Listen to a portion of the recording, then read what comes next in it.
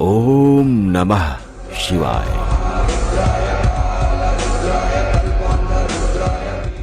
दोस्तों, आज हम बात करने वाले हैं उस महान सनातन धर्म के बारे में जिसके पीछे आज पूरी दुनिया पागल हो चुकी है। हर कोई इसे जानना और समझना चाहता है। जिस आधुनिक तकनीक के पीछे दुनिया भाग रही है उसे देखकर सनातनी खुशी तो महसूस करते हैं, लेकिन शायद वे भूल जाते हैं कि ये सारी तकनीकें हजारों साल पहले सनातन धर्म में मौजूद थीं। इसे कोई चाहकर भी झूठा साबित नहीं कर सकता। परमाणु बम की तकनीक भी सनातन धर्म के ग्रंथों से ली गई है। हवाई जहाज, जिसे आप एरोप्लेन कहते हैं, उसे उड़ाने की तकनीक भी सबसे पहले हमारे प्राचीन शास्त्रों में ही वर्णित थी, जिसका पूरा विवरण आज भी सनातन धर्म के ग्रंथों में मौजूद है। आपको जानकर हैरानी होगी कि दुनिया की बड़ी बड़ी वैज्ञानिक संस्थाएं भी इस महान धर्म के आगे नतमस्तक है। स्विट्जरलैंड में स्थित सबसे बड़ी वैज्ञानिक प्रयोगशाला सर्न लेबोरेटरी के बाहर भगवान नटराज की प्रतिमा स्थापित है, जिसे आज भी श्रद्धा के साथ पूजा जाता है। दोस्तों, विज्ञान कितना भी आगे क्यों न चला जाए, वो हमारे सनातन धर्म के ज्ञान के 10% के बराबर भी नहीं पहुंच सकता। हमारे धर्म में ऐसे कई उदाहरण मौजूद हैं जिनके आगे नासा जैसी वैज्ञानिक संस्था भी सिर झुकाती है। वो नतमस्तक है। वे इस अद्भुत ज्ञान को समझने की कोशिश करते हैं, लेकिन पूरी तरीके से इसे समझ पाने में असमर्थ रहते हैं। आज हम बात करने वाले हैं शिव शक्ति रेखा के बारे में, जो 7 शिव मंदिरों को एक अद्भुत सीधी रेखा में जोड़ती है। इस रेखा के भीतर इतने रहस्य छुपे हुए हैं कि नासा भी इसे आज तक पूरी तरीके से समझ नहीं सका है। लाखों साल पहले जब कोई उपग्रह या आधुनिक उपकरण नहीं थे, तब इन मंदिरों को इतनी सटीकता के साथ एक सीधी रेखा पर कैसे बनाया गया? सवाल यही है। ये शिव शक्ति रेखा भारत के उत्तरी छोर से दक्षिणी छोर तक जाती है। इस रेखा के उत्तरी छोर पर केदारनाथ स्थित है और दक्षिणी छोर पर रामेश्वरम। इन दोनों मंदिरों के बीच की दूरी लगभग 2382 किलोमीटर है और यह रेखा 79 डिग्री देशांतर पर मौजूद है। सबसे आश्चर्य की बात यह है कि उज्जैन स्थित महाकालेश्वर ज्योतिर्लिंग से अन्य ज्योतिर्लिंगों की दूरी भी एक विशेष संख्यात्मक पैटर्न में है, जो किसी चमत्कार से कम नहीं लगता। उज्जैन से सोमनाथ की दूरी 777 किलोमीटर है। उज्जैन से ओमकारेश्वर की दूरी 111 किलोमीटर है। उज्जैन से भीमा शंकर की दूरी 666 किलोमीटर है। उज्जैन से काशी विश्वनाथ और मल्लिका अर्जुन की दूरी 999 किलोमीटर है। उज्जैन से केदारनाथ की दूरी 888 किलोमीटर है। उज्जैन से त्र्यंबकेश्वर की दूरी 555 किलोमीटर है। उज्जैन से बैजनाथ की दूरी 999 किलोमीटर है। उज्जैन से रामेश्वरम की दूरी 1999 किलोमीटर है। उज्जैन से घृणेश्वर की दूरी 555 किलोमीटर है। इन दूरी में आने वाले अंक 111, 222, 333, 555, 777, 888, 999 किसी गणितीय चमत्कार से कम नहीं है। दोस्तों, यही कारण है कि सनातन धर्म को विज्ञान का जनक माना जाता है। आज भी विदेशों में लोग इस धर्म को जानने, संस्कृत को सीखने और हमारे शास्त्रों को पढ़ने के लिए उत्सुक रहते हैं। आइए आगे जानते हैं कि शिव शक्ति रेखा क्या है और किस तरीके से ये आपस में जुड़ी हुई है। ये एक अद्भुत रहस्य है जो आपको हैरान कर देगी। दोस्तों, तो हर हर महादेव। आप बने रहिएगा वीडियो के अंत तक।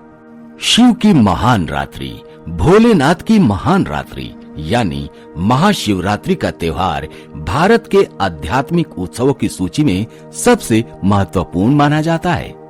एक समय था जब भारतीय संस्कृति में 365 त्योहार हुआ करते थे। दूसरे शब्दों में कहें तो हर दिन उत्सव मनाने के लिए उन्हें बस एक बहाने की जरूरत होती थी। जीवन के अलग अलग उद्देश्यों को लेकर ये 365 त्योहार मनाए जाते थे, लेकिन महाशिवरात्रि का अपना एक अलग ही महत्व है। कृष्ण पक्ष में हर एक चंद्रमास का 14वां दिन यानी अमावस्या से एक दिन पूर्व शिवरात्रि के नाम से जाना जाता है। एक पंचांग वर्ष में होने वाली सभी 12 शिवरात्रियों में से महाशिवरात्रि जो फरवरी मार्च के महीने में आती है सबसे अधिक महत्वपूर्ण मानी गई है, जो इस महीने 26 फरवरी को है। इस रात्रि में इस ग्रह के उत्तरी गोलार्ध की दशा कुछ ऐसी होती है कि मानव शरीर में प्राकृतिक रूप से ऊर्जा ऊपर की ओर चढ़ जाती है। यह एक ऐसा दिन होता है जब प्रकृति व्यक्ति को उसके आध्यात्मिक शिखर की ओर ढकेल रही होती है। उसका उपयोग करने के लिए इस परंपरा में हमने एक खास त्योहार बनाया जो पूरी रात मनाया जाता है, जिसे महाशिवरात्रि कहा जाता है। पूरी रात मनाए जाने वाले इस त्योहार का मूल मकसद यह निश्चित करना है कि ऊर्जाओं का यह प्राकृतिक चढ़ाव या उतार अपना रास्ता पा सके। दोस्तों, ये महाशिवरात्रि का त्योहार सभी के लिए जो अध्यात्म का जीवन जी रहा हो, कोई साधु संत हो, कोई पारिवारिक जिंदगी जी रहा हो, पारिवारिक जीवन में हो, कोई कन्या हो, कोई विद्यार्थी हो, सभी अपने अपने हिसाब से इस व्रत को कर सकते हैं और इसका फल प्राप्त कर सकते हैं। दोस्तों, महाशिवरात्रि का त्योहार बहुत ही खास होता है, लेकिन इस बार महाशिवरात्रि और भी खास होने वाली है क्योंकि ये महाकुंभ के महीने में पड़ रही है 26 फरवरी के दिन, और उसी दिन ऐसा माना जा रहा है कि सभी देवी और देवता मिलकर महादेव की पूजा करेंगे।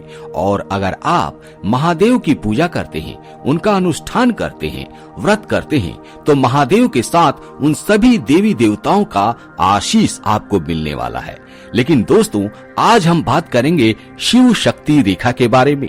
शिव शक्ति के बिना अधूरे हैं और शक्ति शिव के बिना अधूरी है, और इन्हीं दोनों को मिलाकर बना है शिव शक्ति रेखा। जी हाँ, महादेव के वो 7 मंदिर जो एक रेखा में स्थित हैं, जो हमारे भारत देश में हैं। तो आज महाशिवरात्रि के त्योहार पर, महाशिवरात्रि के अवसर पर हम ये जानते हैं कि आखिर ये शिव शक्ति रेखा क्या है। हम आपको देश के ऐसे 7 दिव्य शिव मंदिरों के बारे में बताने जा रहे हैं जो एक सीधी रेखा में स्थापित है। इस रेखा को शिव शक्ति रेखा कहा जाता है। यह रेखा देश के उत्तरी छोर को दक्षिणी छोर से जोड़ने का काम करती है। शिव शक्ति रेखा के उत्तरी छोर पर केदारनाथ तो दक्षिणी छोर पर रामेश्वरम स्थित है। केदारनाथ और रामेश्वरम के बीच की दूरी लगभग 2382 किलोमीटर है। यह देशांतर रेखा पर लगभग 79 डिग्री पर मौजूद है। इन दोनों ज्योतिर्लिंगों के बीच 5 ऐसे और शिव मंदिर हैं जिन्हें पंचभूत कहा गया है। मतलब ये सृष्टि के 5 तत्वों जल, वायु, अग्नि, आकाश और धरती का प्रतिनिधित्व करते हैं। ये सभी शिव मंदिर एक ही रेखा में हैं, लेकिन इनका निर्माण अलग अलग समय में हुआ है। इन 7 शिव मंदिरों का एक ही सीधी रेखा में होना ये कोई संयोग नहीं है, क्योंकि इन मंदिरों का निर्माण लगभग आज से 4000 वर्ष पूर्व में हुआ है। उस समय अक्षांश मापने के कोई साधन उपलब्ध नहीं थे। इसके अलावा इन मंदिरों का निर्माण अलग अलग काल में अलग अलग राजाओं के द्वारा किया गया था। ऐसे में ये कहना बड़ा ही मुश्किल है कि इन मंदिरों की स्थापना किसी विशेष विचार के साथ हुई होगी, लेकिन इसके बाद भी ये सभी मंदिर एक सीधी रेखा में स्थापित हो गए हैं। इन सभी मंदिरों के बीच में महाकालेश्वर ज्योतिर्लिंग स्थापित है। ये मंदिर एमपी के उज्जैन में स्थापित है। ये तो आप सभी को पता ही है। उज्जैन को भारत का सेंट्रल मेरिडियन माना जाता है। इसके अलावा उज्जैन को धरती और आकाश का मध्य बिंदु भी माना जाता है। कर्क रेखा यहीं से होकर गुजरती है।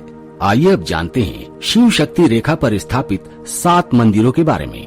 पहला मंदिर केदारनाथ। शिव शक्ति रेखा में पहला शिव मंदिर उत्तराखंड के रुद्रप्रयाग जिले का केदारनाथ मंदिर है। इसे आदिर ज्योतिर्लिंग कहा जाता है। नेपाल के पशुपतिनाथ मंदिर को मिलाकर यह ज्योतिर्लिंग पूर्ण हो जाता है। कहा जाता है कि इस मंदिर को महाभारत काल में पांडवों ने बनवाया था और फिर आदि शंकराचार्य ने इसकी पुनर्स्थापना करवाई थी। केदारनाथ देश के 12 ज्योतिर्लिंगों में से एक है। इस मंदिर का कपाट वर्ष के 6 महीने बंद रहता है। दीपावली महापर्व के दूसरे दिन शीत ऋतु में मंदिर के द्वार बंद कर दिए जाते हैं। लेकिन दोस्तों, आश्चर्य की बात यह है कि इन 6 महीने तक मंदिर के अंदर दीपक जलता रहता है। इसके अलावा मंदिर की साफ सफाई वैसी की वैसी ही मिलती है जैसा छोड़ कर गए थे। दूसरा मंदिर है श्री कालाहस्ती मंदिर। यह मंदिर आंध्र प्रदेश के चित्तूर में है। श्री कालाहस्ती मंदिर को पंच तत्वों में वायु तत्व का प्रतीक माना जाता है। इसे दक्षिण का कैलाश व काशी कहा जाता है। इस मंदिर को राहु केतु मंदिर के नाम से भी जाना जाता है। यहाँ पर लोग राहु पूजा व शांति हेतु आते हैं। यहाँ स्थापित शिवलिंग वायु तत्व का प्रतीक माना जाता है, अतः पुजारी भी उसका स्पर्श नहीं कर सकते। मान्यता के अनुसार इस स्थान का नाम 3 पशुओं श्री यानी मकड़ी, काल यानी सर्प तथा हस्ती यानी हाथी के नाम पर रखा गया है। एक जनुश्री के अनुसार मकड़ी ने शिवलिंग पर तपस्या करते हुए जाल बनाया था और सांप ने लिंग से लिपटकर आराधना की थी और हाथी ने शिवलिंग को जल से स्नान करवाया था। यहाँ पर इन तीनों की मूर्तियां भी स्थापित हैं। तीसरा मंदिर है एकम्बरेश्वर। यह मंदिर तमिलनाडु के कांचीपुरम में स्थित है। इस मंदिर में शिव जी को धरती तत्व के रूप में पूजा जाता है। कहा जाता है कि शिव मंदिर को पल्लव राजाओं द्वारा बनवाया गया था, लेकिन बाद में चोल और विजयनगर के राजाओं ने इसमें सुधार किए। कहते हैं कि मार्च और अप्रैल के महीनों के दौरान सूर्य की किरणें सीधे एकम्बरेश्वर मंदिर के मुख्य शिवलिंग पर पड़ जाती हैं। चौथा मंदिर है अरुणाचलेश्वर मंदिर। यह मंदिर तमिलनाडु के तिरुवल्लई नगर में स्थित है। इसे तमिल साम्राज्य के चोल वंशी राजाओं ने बनवाया था। ये शिव मंदिर भारत भर में स्थापित 12 ज्योतिर्लिंगों के समान ही पूजनीय है। यह मंदिर अग्नि तत्व प्रतिनिधित्व करता है। पौराणिक मान्यताओं के अनुसार एक बार जब माता पार्वती ने चंचला पूर्वक भगवान शिव से अपने नेत्र बंद करने के लिए कहा तो उन्होंने अपने नेत्र बंद कर लिए और इस कारण पूरे ब्रह्मांड में कई हजार वर्षों के लिए अंधकार छा गया। इस अंधकार को दूर करने के लिए भगवान शिव के भक्तों ने कड़ी तपस्या की थी, जिसके कारण महादेव एक अग्नि स्तंभ के रूप में दिखाई दिए। इसी कारण यहाँ भगवान शिव की आराधना अरुणाचलेश्वर के रूप में की जाती है और यहाँ स्थापित शिवलिंग को भी अग्नि लिंगम कहा जाता है। पांचवा मंदिर है श्री थिल्लई नटराज मंदिर। यह मंदिर तमिलनाडु के चिदम्बरम में स्थित है। यह मंदिर आकाश का तत्व प्रतीक है। यहाँ भगवान शिव के नटराज रूप की पूजा होती है। इसे चिदम्बरम मंदिर भी कहते हैं। इस मंदिर में शिव मूर्ति की खासियत ये है कि यह नटराज आभूषणों से लदे हुए हैं। ऐसी शिव मूर्तियाँ भारत में कम ही देखने को मिलती हैं। यह मंदिर देश के उन कम मंदिरों में शामिल है जहाँ शिव व वैष्णव दोनों देवता एक ही स्थान पर विराजमान है। कहते हैं यहाँ पर भगवान महादेव और माता पार्वती के बीच नृत्य प्रतियोगिता हुई थी। छठा मंदिर है जम्बुकेश्वर मंदिर। यह मंदिर तमिलनाडु के तिरुचिरापल्ली में स्थापित है। यह मंदिर करीब 1800 साल पुराना है। यह मंदिर जल तत्व का प्रतिनिधित्व करता है। कहा जाता है कि इसके गर्भगृह में एक जल की धारा हमेशा बहती रहती है। कहा जाता है कि माता पार्वती ने शिव ज्ञान की प्राप्ति के लिए पृथ्वी पर आकर इसी स्थान पर अपने हाथ से शिवलिंग बनाकर तपस्या की थी। कहते हैं कि मंदिर की दीवारें बनवाने के लिए भोलेनाथ स्वयं ही आते थे। इस मंदिर में माता पार्वती एक शिष्य और महादेव एक गुरु के रूप में मौजूद हैं। इसलिए इस मंदिर में शादी विवाह का आयोजन नहीं किया जाता। सातवां मंदिर है रामेश्वरम। इसके बारे में कौन नहीं जानता। यह मंदिर तमिलनाडु राज्य के रामानाथपुरम जिले में स्थित है। यह 12 ज्योतिर्लिंगों में से एक है। रामेश्वर मंदिर को रामनाथ स्वामी मंदिर के नाम से भी जाना जाता है। यह पवित्र स्थान भारत के प्रमुख 4 धामों में से एक है। माना जाता है कि लंका पर चढ़ाई से पहले भगवान श्री राम ने रामेश्वरम ज्योतिर्लिंग की स्थापना की थी। इस शिवलिंग की महिमा शिव पुराण और स्कंद पुराण में भी मिलती है। रामेश्वर मंदिर का निर्माण द्रविड़ शैली में किया गया है। यहाँ प्रकार में मंदिर के अंदर सैकड़ों संख्या में खम्भे हैं। इन खम्भों पर बेल बूटे की सुंदर कारीगरी की गई है। तो दोस्तों, ये थे वो 7 मंदिर जो एक सीधी रेखा में आते हैं। अब आप कमेंट करके बताइए कि क्या आप इन 7 मंदिरों के बारे में जानते थे और क्या ये सच्चाई जानते थे कि ये सभी 7 मंदिर एक ही रेखा में स्थित हैं? कमेंट करके जरूर बताइए।